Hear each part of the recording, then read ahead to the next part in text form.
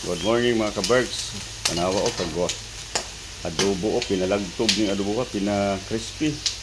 Adobong baboy. Wow. Oh. Adobong baboy. Masa na siya pinabasoy. Sinabaw dahil ni sinabawang baboy.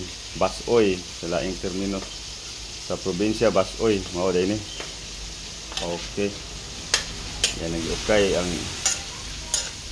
karne. Ano basoy dahil ni mo na siya basoyon. Basoyonon dahil ni. Okay. Nya kanan siya sa pikas. Adobo. Kani. Mao ni adobo dahil. Adobong baboy. Pina-crispy ni. Okay.